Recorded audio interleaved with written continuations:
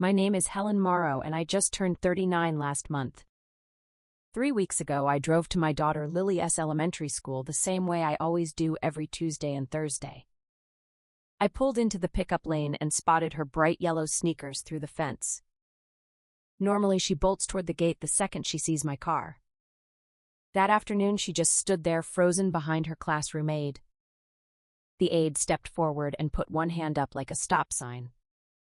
She leaned close and whispered, "Mrs. Morrow, Lily told us she doesn't feel safe riding home alone with you today." My heart stopped beating for what felt like a full minute. I could see Lily peeking from behind the aide's leg, clutching the fabric of her sweater. She stared at me with wide, uncertain eyes, as if I had grown horns overnight. In that instant, I knew something had wormed its way into my child's mind. And whatever it was, I was about to uncover something I never expected from someone I trusted. I just stood there in the afternoon sun trying to process the words. The aide kept her body angled slightly in front of Lily like a human shield. Lily refused to meet my gaze, and that crushed me more than any words could. Every other day, she would launch herself into my arms, chattering about art class and who shared their pretzels. Now she pressed her cheek against the aide's sleeve. "Lily, baby," I said, trying to keep my voice steady. "It's Mommy, let's go get some apple slices." She shook her head twice, very small and very firm. "The aide looked genuinely sorry, Mrs. Morrow," she said under her breath. "Lily has been telling staff members she worries about going home unless another grown-up is present." Worries. That word bounced around my skull like a pinball. "What do you mean, worries?" I asked, my voice tighter than I intended.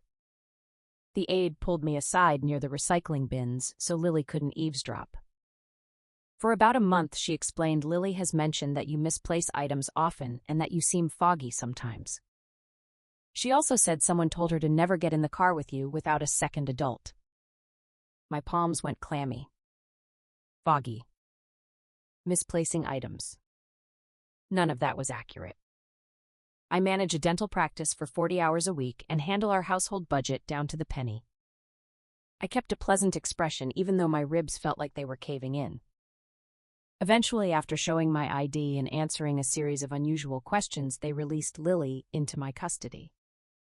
The walk to the minivan was eerily silent. Usually, Lily gave me a minute-by-minute recap of recess drama. That day, she climbed into her booster seat and stared at passing telephone poles. About halfway home, I asked softly, "Lilybug, why did you think you shouldn't come with me today?" She twisted a strand of her hair and mumbled, "I was just following the directions." My grip on the wheel turned white. Directions from who, sweetheart? She lifted one shoulder and dropped it. "I don't know. They just said it matters a lot." That vague answer rattled me all the way to our driveway. Someone had instructed my 6-year-old to treat me like a potential threat. And she had listened. At the house, I pretended everything was ordinary. We heated up leftover pasta and watched a cartoon about a talking rabbit. I helped her sound out words for her reading log. But I kept catching her sneaking glances at me like she was waiting for me to forget her name or wander off mid-sentence. Later, while I was emptying her lunchbox, I noticed a folded sticky note tucked inside her pencil pouch. It wasn't her loopy kindergarten scrawl. It was precise adult cursive. It read, "Keep our secret safe.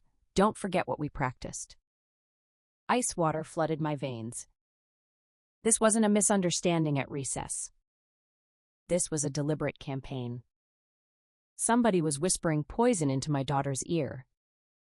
And they were doing it on a regular basis. When I asked Lily about the sticky note, she wrinkled her nose like she genuinely couldn't recall. "A lady handed it to me, I think," she said. "Which lady, baby?" I forget her face. That non-answer terrified me because Lily has a photographic memory for faces of people who give her candy or compliments.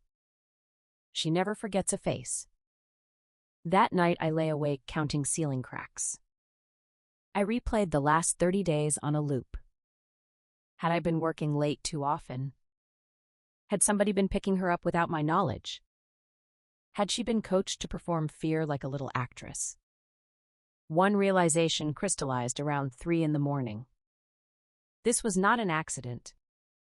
This was not a confused teacher. Somebody was systematically painting me as unreliable. And they were doing it so gently that I almost missed it. By sunrise, I decided not to interrogate Lily further. She was a kid caught in a grown-up game. The real culprit was out there smiling at me. I began observing instead of reacting. Little red flags sprouted everywhere. Lily started refusing to be in the kitchen with me if the stove was on. She asked me strange things like, "Mommy, do people's brains ever just stop working? Or will I have to live somewhere else if you get too tired to remember me?" Each question jabbed me right under the ribs. Somebody had been feeding her a narrative that I was mentally deteriorating. But who would benefit from that lie? At parent-teacher conference, I casually mentioned the pickup confusion. The teacher said, "Oh, sometimes another relative collects Lily early on Fridays." My blood turned to ice. Who I managed to ask without screaming. She checked the log and read the signature, my sister-in-law Patricia. Next to it, she had written "helping out since Helen needs extra rest." I painted on a grateful smile and nodded. Inside my stomach was full of wasps. Patricia and I had always been polite but never warm. She lived 20 minutes away, and I hadn't seen her since Christmas. How could she know I needed rest when I never spoke to her?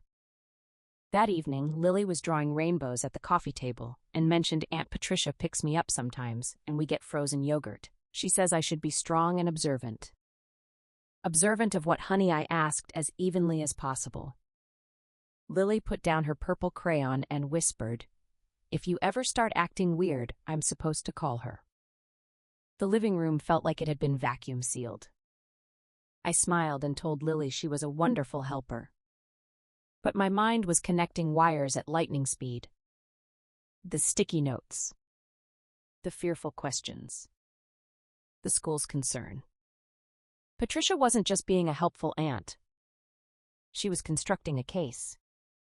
She was training my daughter to be a witness against me. Not with shouting or threats, but with soft, patient indoctrination. That night, I opened Lily's tablet under the pretense of updating apps. I wasn't snooping, I was defending my family. There were saved voice memos from Patricia. Her voice was syrupy and calm. "Sweet pea," she said in one recording, "grown-ups sometimes have invisible sicknesses in their thinking parts. If mommy ever seems lost or says things that don't make sense, you tell a teacher right away. You're a smart girl, and smart girls keep themselves safe." I stared at the screen until the words blurred. She never called me crazy or unfit. She just planted seeds of doubt in Lily's imagination and let them grow. It was brilliant and horrifying. Then a memory surfaced from 2 months earlier. Patricia had casually asked at a barbecue how custody arrangements worked if a parent became ill. I thought she was asking about a friend. Now I understood she was researching for herself. This wasn't just about spooking my child. This was about rewriting my role in Lily's life. She was building a file of evidence, one whisper at a time. And I had been too busy with work and laundry to see the scaffolding going up around me. I realized I couldn't afford to explode with anger. If I accused her now, she would call me unstable and point to Lily's behavior as proof. So I became a ghost. I continued packing lunches and kissing foreheads and saying good morning to neighbors. But behind the scenes, I documented everything. I took screenshots of the voice memos. I printed the sign-out logs from the school office. I recorded the exact dates and times Lily mentioned her aunt's strange comments. I met with the school counselor, and without naming Patricia, explained that someone close to us was causing Lily unwarranted anxiety. The counselor agreed to monitor interactions discreetly. Meanwhile, I behaved like the world's most relaxed mom whenever Patricia was around. I thanked her for the extra pickup help. I complimented her new haircut. She seemed to relax, believing her plan was invisible. 2 weeks later, she invited me for coffee at her house. "We should chat about Lily's summer schedule," she said with a gentle smile. I knew in my marrow this was the final move. I arrived at 11 in the morning, wearing a neutral expression. She poured me a mug of decaf and sighed meaningfully. Helen, raising a child alone is such a heavy load, she began. Sometimes a child needs consistency more than anything else. I waited, stirring my coffee slowly. Lily has mentioned she feels anxious lately, she continued. Maybe she could spend a few weeks here with me until things settle down for you. There was the velvet-wrapped threat. She assumed I was already broken enough to hand over my daughter voluntarily. I set down my mug and pulled out my phone. I tapped the screen and let her own voice fill her sunny kitchen. Sweet pea if mommy ever seems lost or says things that don't make sense. The recording played loud and unmistakable. Her face went from peach to gray. She opened her mouth, but nothing came out except a croaking sound. I know what you've been constructing, Patricia, I said quietly. You weren't protecting Lily. You were coaching her to be afraid of me, so you could step into my shoes. Her pleasant mask shattered. You're being dramatic, she snapped. I only wanted to provide a stable backup plan. No, I replied. You wanted to become her primary guardian.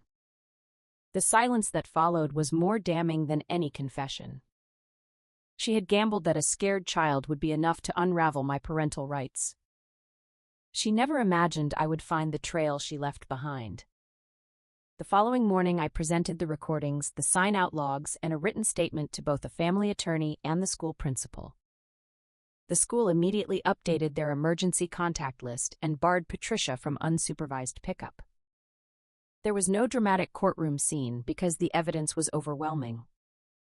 When Lily finally learned the full truth, explained carefully with the help of a child therapist, she sobbed into my shoulder. I thought you were going to forget me forever, she hiccuped. I wrapped my arms around her and whispered, You can always ask me what's real, and I will always tell you the truth. Gradually, the light came back into her eyes. Her laugh returned at bath time, and her stories about recess flowed freely again. Months later, on a windy spring afternoon, I waited at the same pickup gate. Lily burst through the crowd, sneakers slapping pavement, grin wide enough to swallow the sun. She jumped, and I caught her. In that tight hug, I understood something profound. The cruelest schemes don't always wear a villain's face. Sometimes they wear the smile of someone who claims to love you while trying to erase you. But love that is rooted in truth cannot be erased by whispered lies. No matter what stories someone tried to write over us, I was still her mother. And nothing would ever change that.